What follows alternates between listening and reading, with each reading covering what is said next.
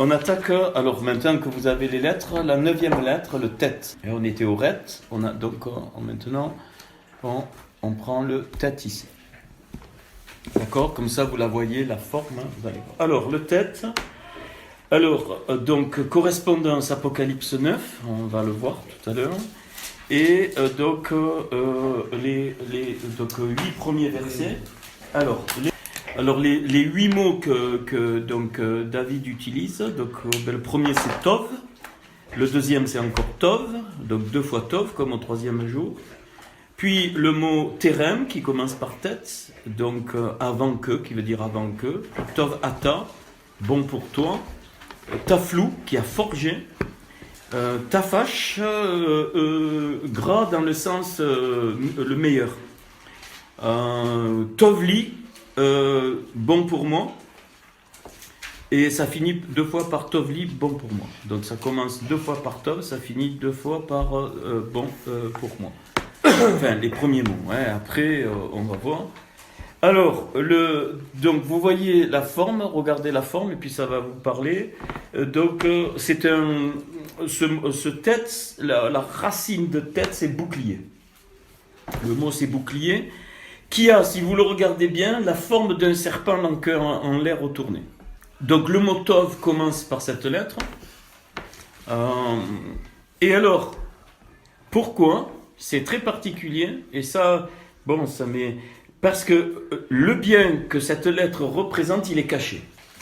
Il est caché, j'y vais direct, par le rata, il est caché par le mal. C'est pas pour rien qu'elle a cette forme, la lettre, c'est-à-dire à l'intérieur, il y a le bien, mais elle l'enveloppe donc d'une écorce de mal. Donc le psaume 31:20 me dit « Ô combien est abondante la bonté, que tu dissimules pour ceux qui te craignent. » Que tu témoignes à ceux qui ont foi en toi, en face des fils de l'homme, psaume 31:20. Qu'est-ce que ça veut dire? Ça veut dire que la bonté qui est cachée n'a pas part dans ce monde. Ça, c'est important à le comprendre. Dans le Olam Hazé, il n'y a pas part. Il est le prince de ce monde. Mais par contre, il est caché, le bien est caché parce qu'il a part au monde à venir, c'est-à-dire quand le Seigneur reviendra et qu'on appelle Olam Abba, qui veut dire Olam Abba, le monde du Père. Le Seigneur en a parlé, c'est pour ça qu'il est dit que on verra ça, dans la maison de mon Père, il y a plusieurs demeures. On pourrait traduire, on le verra ça, on le fera, je ne sais pas, peut-être tout à l'heure, mais je ne crois pas. Dans la maison de mon Père, il y a plusieurs refuges. Le mot exact, c'est refuge, abri. C'est pas demeure au sens maison. Donc voilà, là je donne un peu les caractéristiques. Alors, qu'est-ce que elle me révèle, cette lettre? C'est que le mal permis par Dieu, en fait, révèle un grand bien que je ne peux voir. Donc si je me concentre, c'est d'où la notion de la Emouna.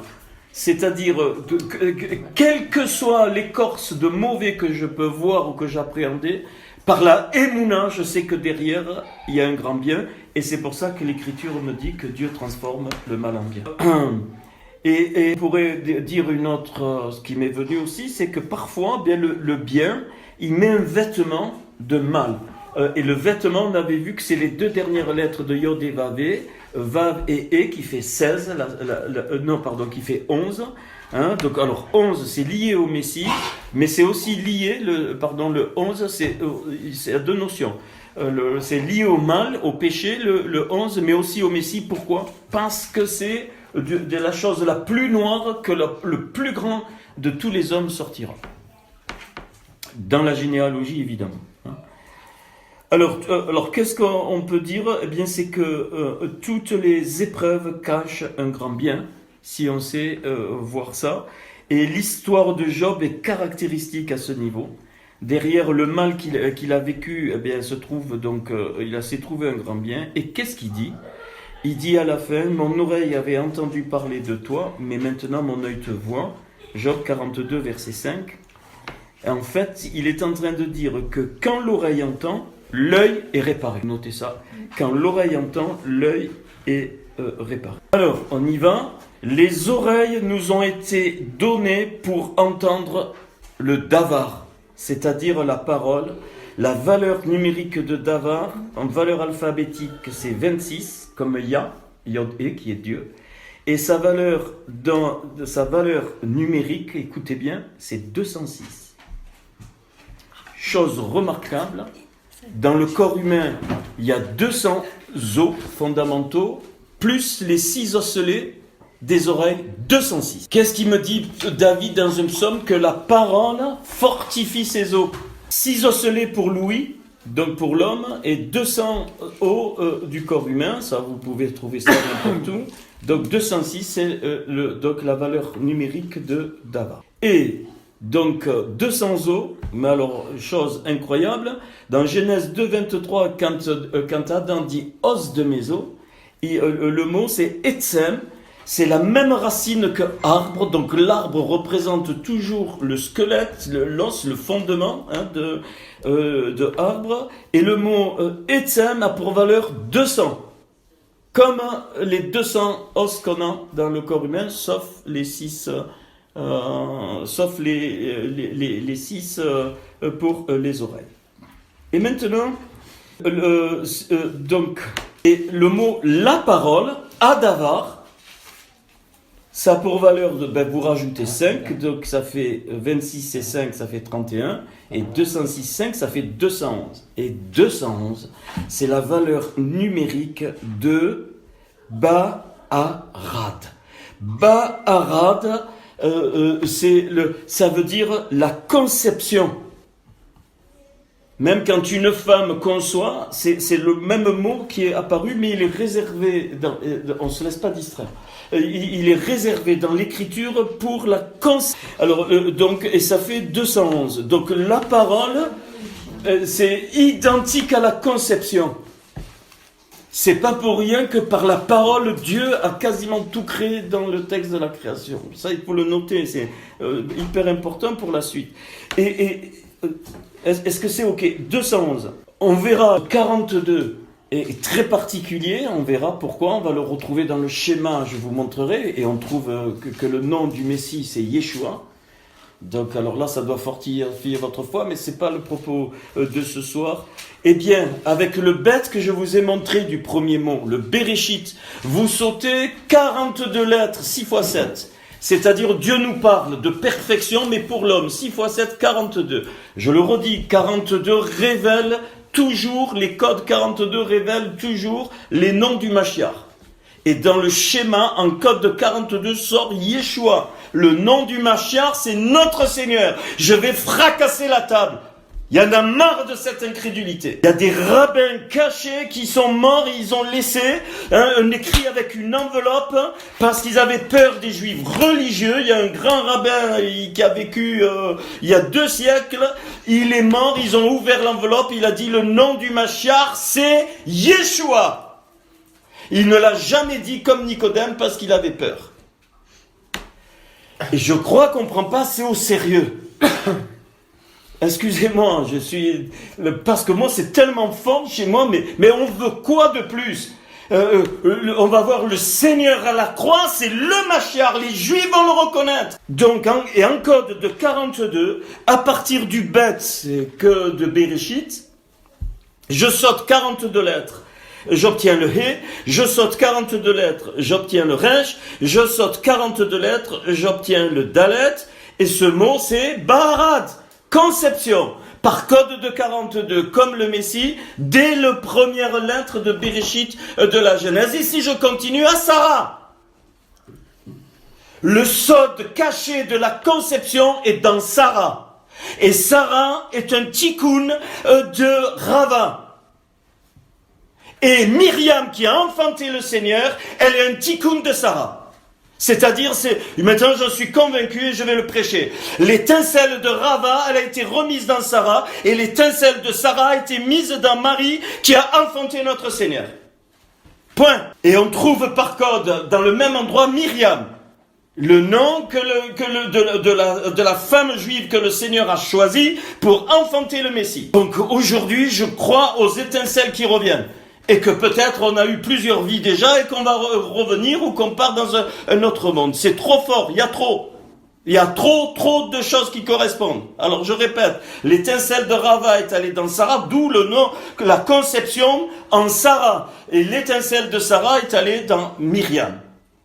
L'étincelle d'Adam est allée dans Abraham, le père des nations, le père de l'humanité reconstruite. Abraham, c'est l'étincelle d'Adam qui est retournée. Et je l'ai dit, notre Seigneur Yeshua avait plusieurs étincelles, minimum 2, Moshe et Élie. Alors, maintenant, on va voir pourquoi, excusez-moi, mais il dit, mon oreille avait entendu parler de toi, mais maintenant mon œil te voit. Il faudrait traduire, mon oreille qui entend entraîne que mon œil est réparé.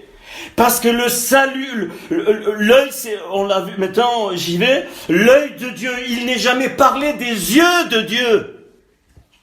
Il est parlé de l'œil de Dieu. Et le mot pupille en hébreu, ça a la même valeur numérique que Yeshua. Donc voilà pour précieux que la pupille de son œil. Son œil, c'est son corps reconstruit. Ce que devrait être aujourd'hui l'Église et Israël ensemble en reconnaissant le Mashiach et que les Goïms reconnaissent et adorent le Créateur et que les Juifs reconnaissent le Mashiach. Or c'est la cata totale. Les Juifs ils sont dans leur tradition et les Goïms et nos églises elles sont complètement à côté. Il y en a ras-le-bas. Je vous dis, le Seigneur n'arrête pas avec moi. Il me dit, petit homme, dis ras-le-bol, c'est Shaddai. Assez! Le Seigneur a dit assez depuis des années. Et maintenant, ça se concrétise pour ceux qui veulent entendre. Donc nous, on doit faire un bond vers la Torah pour la retrouver vivante, c'est ce qu'on fait. Et eux, ils feront ou ils doivent faire un bond pour reconnaître que Yeshua est le Mashiach. Le reste, c'est un fatras total. Et c'est pour ça que Jérémie, souvent, il dit malheur, malheur, oi, ça, tout le long. Et la grande prostituée, je m'excuse, c'est toute l'Église. Toutes sans exception, protestants, catholiques, tout, évangéliques, tout, c'est la grande prostituée. La racine, c'est le catholicisme romain qui est Esav. Le catholicisme romain, le pape, tout ça sort d'Esav, le frère de Yaakov. L'étincelle que le Seigneur a mis maintenant pour le corps, c'est ce que Dieu m'a montré, c'est Binyamin, fils de ma main droite. La vraie église, c'est Binyamin. Elle est cachée, elle n'a pas de gloire. La vraie église des temps de la fin, il nous est dit que Benjamin a reçu 5 fois de la part de Yosef, parce que le Mashiach il est Ben Yosef, 5 fois plus que ses frères. Au temps de la fin, la connaissance augmentera. On aura 5 fois plus de la connaissance de Dieu. C'est pour ça qu'on doit être des Binyamin, fils de ma main droite, fils de ma douleur. On ne doit pas lésiner sur la croix, même si on meurt en martyr. Très sérieux, même un martyr. Le Seigneur est mort en martyr. Nos premiers frères, ils sont tous morts. La tête coupée, le crucifié en bas. Et nous, on fait quoi? On a perdu une mouche. Et je dis ça, je le crie, pourquoi? Parce que quelque chose est en train de se fracasser ensemble dans le monde spirituel. On fracasse, on doit fracasser le mensonge. C'est le temps de Dieu, même si on n'est qu'un petit noyau. Shaddai, dit le Seigneur. Mon davar, ma parole, c'est le son que j'envoie pour que ton oreille entende. Mon oreille avait entendu, non, parce que mon oreille entend. Alors, l'œil de Dieu est réparé. Le corps de Christ, le peuple juif, c'est l'œil de Dieu. Et la pupille, je le répète, c'est le Mashiach. Jamais il est parlé des yeux de Dieu. Il est toujours parlé de son œil. C'est son corps. Le centre, ça doit être le Mashiach. Et c'est ça qu'on doit réparer. Alors, la parole, pourquoi on va faire le chemin ensemble? Parce que la parole qui me sanctifie, suivant Jean 17, c'est quoi? Pourquoi elle me sanctifie? Pourquoi elle fait la Kedusha quand je la reçois? C'est parce qu'elle révèle le péché. Le davar, d'abord, révèle le péché. Et le mot mal, c'est ra. Le resh et le ain, c'est ra. Rappelez-vous, le etz, da'at, de la connaissance, tov, ve, ra. Le bien et le mal. Cette lettre tête est très profonde. On a l'écorce du mal, mais dedans il y a le bien. on est donc Tov Vera.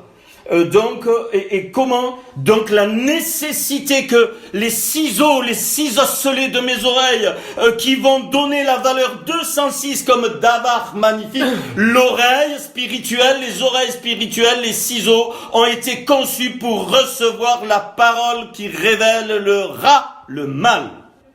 Pas pour l'enlever, pour que je puisse trouver le bien derrière.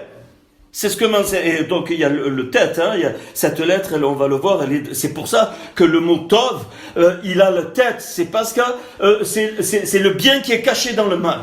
Sinon il commencerait par une autre lettre. Excusez-moi, je suis excité, mais c'est comme ça. Donc les oreilles sont faites pour recevoir la parole qui te sanctifie, pour que le péché soit révélé.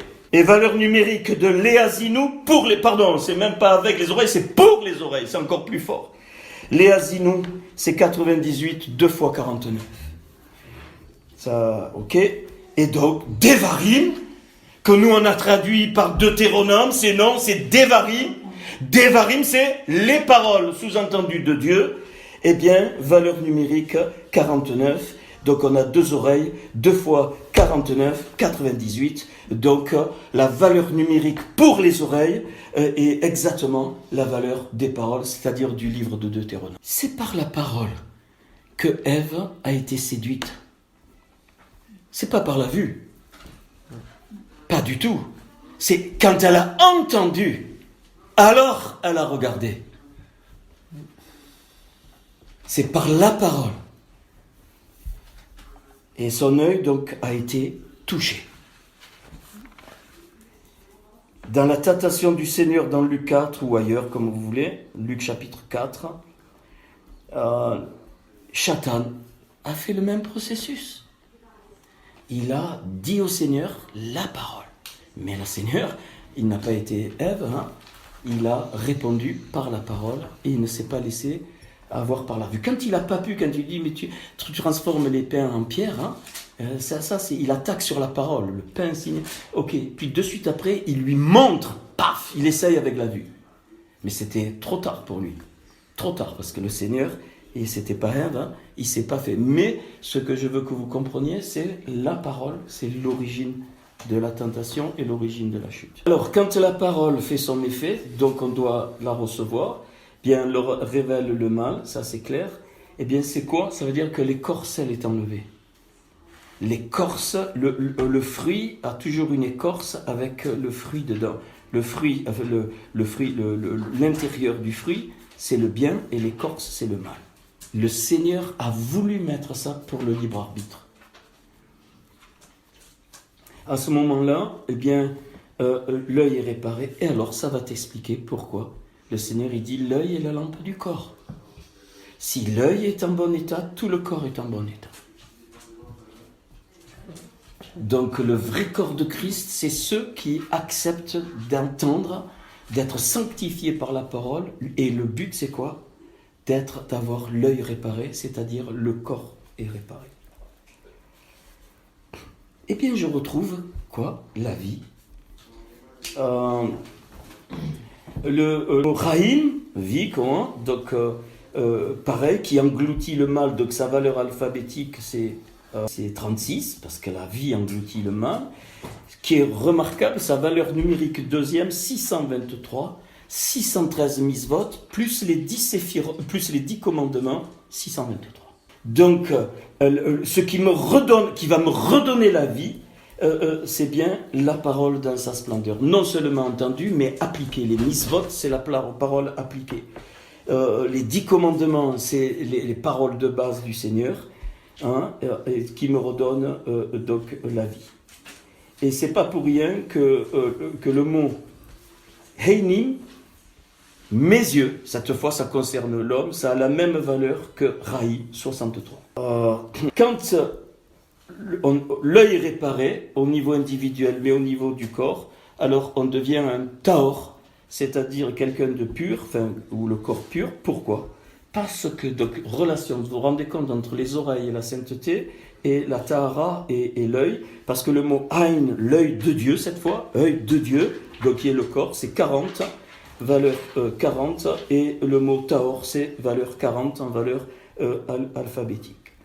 Et voilà pourquoi le Seigneur a dit « Heureux ceux qui ont le cœur pur, car ils verront ». Donc le processus, pourquoi ? Parce que la révélation de la parole et là on va voir l'embrassement avec donc mon cœur, bien me redonne la vie et donc me permet de voir comment Dieu voit. Et ça, c'est un processus incontournable pour nos vies, mais pour ce qu'on doit aussi annoncer. Voilà pourquoi le Seigneur, il est la parole faite chair. Il est le Davar incarné. Et ça va nous recréer. Et vous savez, notre monde, il est à l'envers. C'est un monde symétrique. C'est normal, c'est comme dans un miroir. L'image dans ton œil, c'est le cerveau qui reconstruit, elle est à l'envers. Eh bien, on fait des choses à l'envers. Je peux vous en montrer une, que la Torah était avant même le premier mot Bereshit. Je vais vous le montrer peut-être, ça vous fera du bien. J'ai crié. Maintenant, eh bien, je vais, au lieu de dire Tov Vera, Ra Vetov. Le mal, Vetov, et le bien, qui se transforme. Et la valeur Vetov, 23, pareil que Raya, la vie. Donc, quand jamais. Alors, je vous montre que la Torah, elle était en Bereshit, je vous écris, décidément ce soir, il faut que tout le monde le voie. Et puis, pourquoi pas. Alors, le Bet, derrière, il a le Aleph, Atzilut, le monde de Dieu. Alors, on va le faire. Alors, avant le Bet, il y a le Aleph. Non. Alors, déjà, on va écrire la valeur de Torah. Voilà. Ouais, parce que sinon... Alors, on y va. Valeur alphabétique, 22 et 6, 28. 28 et 4, 32. 32 et 5, 37. Valeur numérique, 400, 406, 450. Je me suis trompé. Non, je me suis trompé. C'est pas un 4, non. C'est un Resh. Torah. Alors, je reprends. 22 et 6, 28. Et le Resh qui fait 20. 48 et 5, 8 et 5, 13, 53, comme Yeshua. Ça va ? C'est parce que c'est un Resh, hein, c'est pas un Dalet, c'est un Resh. Maintenant, si je prends les valeurs, 400, 406 et 200, 606, et le E, 606 et 5, ça fait 611. Valeur numérique de Torah, 611, valeur alphabétique, 53, c'est normal, c'est Yeshua. Alors, il est avant, c'est tout bête, c'est tout simple. Alors, le bête du Bereshit, la lettre avant, c'est Aleph. La lettre avant le Resh, c'est Kouf. La lettre avant le Aleph, il n'y en a pas, c'est encore Aleph. Je remets Aleph. La lettre avant le Shin, Resh. La lettre avant le Yud, Tête. le Tet. Et la lettre avant le Tav, Shin. le Shin. Je le fais en direct. S'il y a une erreur, vous me pardonnerez. Alors, on va faire la valeur numérique. 300. 309. Ils sont tous là. 509. Resh, c'est 200.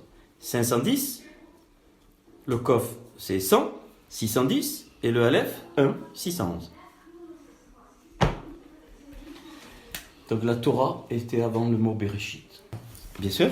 Alors, toujours dans cette lettre tête, on va voir maintenant Apocalypse 9. Alors, oui, j'ai oublié de vous donner les piliers, les barres. Excusez-moi. J'ai crié, donc ça m'a fait... Alors, les 3 piliers de cette lettre, enfin, moi, ce que j'ai trouvé, après peut-être il y a autre chose. D'un côté, le Tov, donc le bien. De l'autre côté, l'épreuve, au sens du mal. Et au milieu, le discernement, qui est équilibre. Au niveau des barres, eh bien, en haut, c'est l'épreuve permise, accepter que l'épreuve est permise. En bas, c'est donc les conséquences de l'épreuve, en bas. Je suis en train de, en même temps, excusez-moi, de réfléchir. Donc, enfin, les conséquences, plutôt les leçons de l'épreuve. Voilà, les leçons de l'épreuve que je peux en tirer. Et au milieu, le paradoxe. Alors, le centre de ça, c'est que le paradoxe, notre Seigneur a été un paradoxe quand il est venu. C'est pas pour rien en plein Shabbat, il a guéri, il a été paradoxe. Il a foutu le paradoxe exprès, c'est le but. Et ça, le mal et le bien, c'est un paradoxe, mais qu'on doit accepter. Donc c'est des barres qui nous protègent. Alors les verrous, eh bien le premier, on le comprend, c'est accepter. Accepter ce mystère, hein, ça c'est le premier verrou. Et le deuxième, se soumettre entièrement au verdict de Dieu.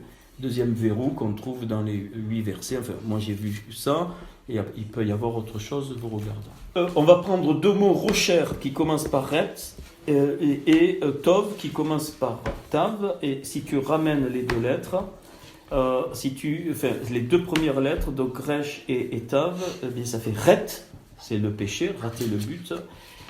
Donc ces 2 lettres se suivent, hein, le ret c'était le 8 et le tet c'était le 9. Les ténèbres, rocher c'est 8 et donc le tov donc c'est 9, la lettre 9, donc elles se suivent mais elles sont contradictoires.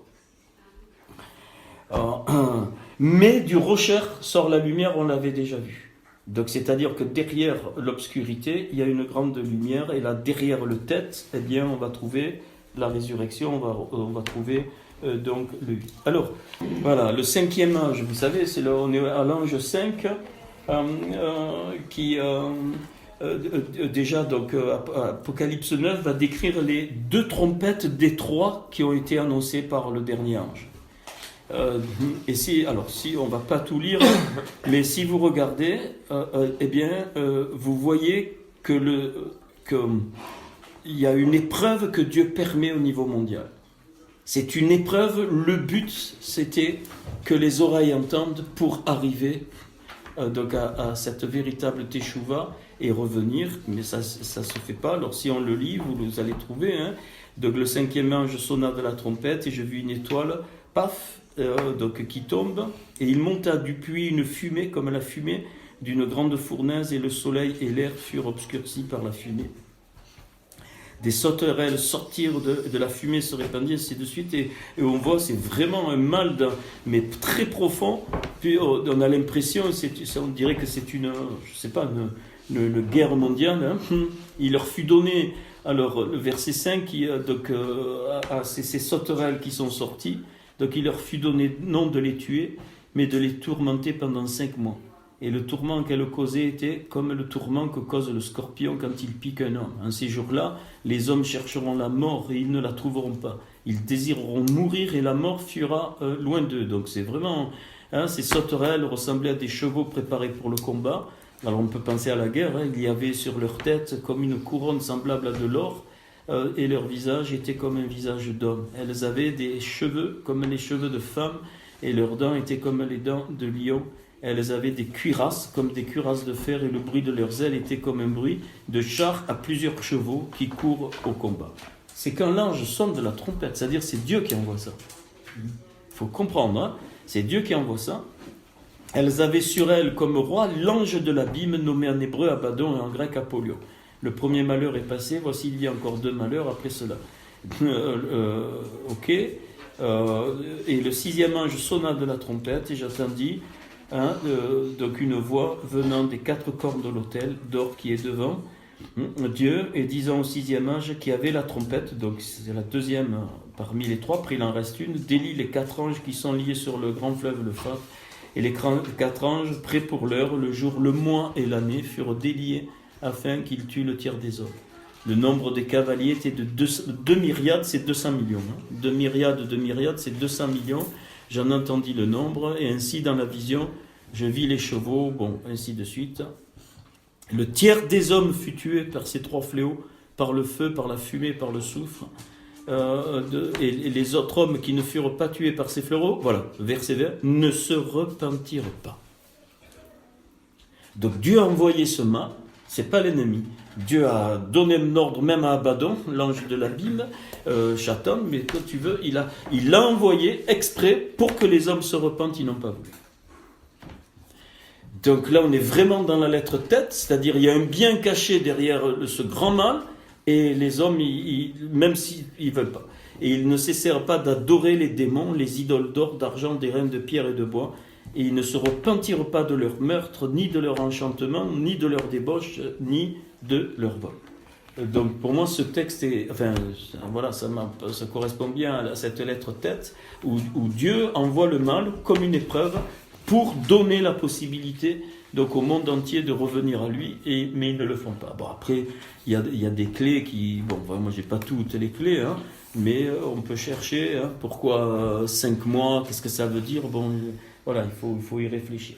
Ce qu'on remarque, c'est la première fois dans la Bible que la lettre ret et tête, comme j'ai dit, pour qui donne le ret, le mal, est associée. C'est au moment où il est dit à Caïn, le péché se couche à ta porte, le mot c'est rata. Et le mot rata donc, commence par ret et tête, donc, et la valeur rata c'est 17 comme tov. Donc le mal, ça ne veut pas dire toujours ce qu'on croit. C'est-à-dire, maintenant, le contraire, le mal peut être enveloppé d'un bien, entre guillemets, mais c'est du mal. C'est le contraire. On a, on a une plus grande responsabilité encore que les Juifs qui connaissaient la Torah avec tous les secrets. Parce qu'on a la dimension de la croix et de l'accomplissement de la Torah en notre Seigneur, mais eux, ils ne l'ont pas. Le mot rata a pour valeur 418, exactement la valeur Tsalava Haaretz, c'est-à-dire la croix sur la terre. La croix qui est venue sur la terre, c'est une expression hébreu. Tsalav Haaretz 418, donc c'est la solution au ratat, c'est-à-dire au mot péché qui est donné donc à Caïn.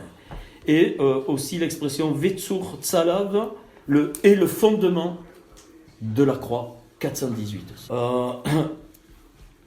Prêcher la croix dans une dimension qu'on ne connaît pas. Prêcher la croix sans l'avoir vécu, ça sert à rien. Je donne ça parce que pour moi c'est très important. Pas pour moi, pour nous c'est très important. Cette dimension supplémentaire qu'on a même par rapport au plus grand rabbin, c'est des choses que Dieu nous redemandera compte. Ou alors, on déclare que notre Seigneur n'était pas le Messie.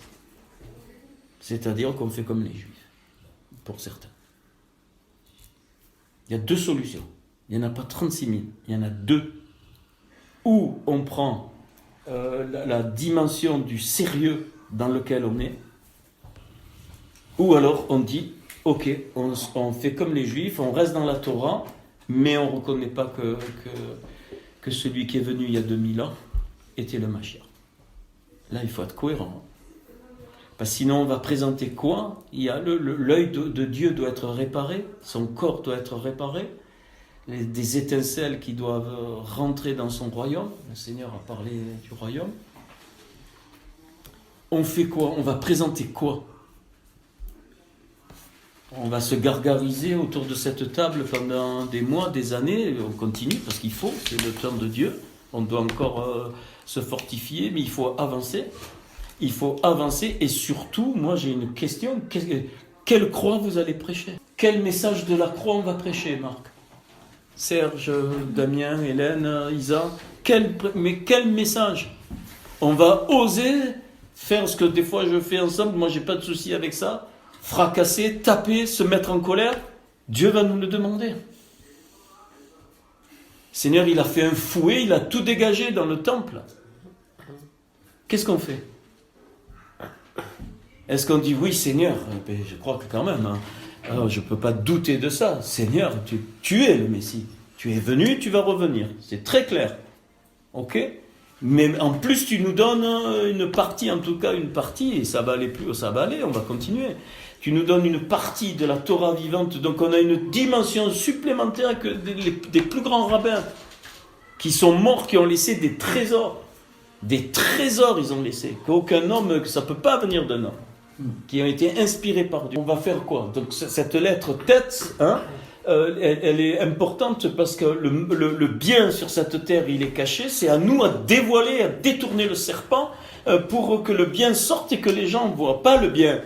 Qui voient que ce monde, il est rempli de mal. Il est le prince de ce monde. Attendez, là, moi je suis très sérieux. Donc le message de la croix, ça va être quoi ? C'est viens, tu es guéri, on fait un entretien, je prie pour toi. Basta. Pas besoin, hein? Pas besoin de prier, rien. Pas besoin pour les gens. Ils n'ont pas besoin de ça. Ils ont besoin d'expérimenter quelque chose avec le Seigneur. Point. C'est tout. Je dis ça parce que je sais que voilà, on a des backgrounds différents, mais on retrouve et on a encore des, excusez-moi, hein, on se met dedans avec Isa, on a encore des plis religieux. On en a encore. Donc il faut laisser en profondeur. Est-ce qu'on va avoir honte? Est-ce qu'on est, qu'est-ce qu'on fait? Qu'est-ce qu'on fait? Est-ce qu'on est prêt à présenter vraiment le message de l'évangile tel que le Seigneur nous l'a laissé? Les révélations d'Apocalypse qui sont très fortes, plus les révélations de la Torah, plus les lettres de l'apôtre Paul. Il va bien falloir y venir un jour. Tous les textes qui ont été mal traduits, on fait quoi? Ah non, mais là, attends, tu comprends, là où là, tu te rends compte, lui, c'est machin, mais on n'en a rien à foutre. Qui que ce soit, pasteur, pas pasteur, responsable mondial. Un jour, quelqu'un, il m'a fait rire. J'ai dit ça, c'est bien trouvé, hein, parce que ça parlait. Moi, j'ai ministère international, je vais dans les nations, machin. Il dit, ben moi, je suis intergalactique. Je vais prêcher chez Andromède là-bas. Je suis intergalactique, donc je suis plus grand que toi. Non, mais je dis ça parce qu'on va avoir affaire à ça. On fait quoi? Paul aux Corinthiens, il est très clair. Hein, je veux connaître au milieu de vous que Christ crucifié, point. Hein. Il dit tout. C'est un tissu de souffrance, ce frère. Dans l'homme, hein, c'est un tissu de souffrance qui avait compris que tout ce qui lui arrivait, tout le mal, il y avait le bien derrière. Parce que le Seigneur, à la croix, il y avait le mal, mais le bien est sorti.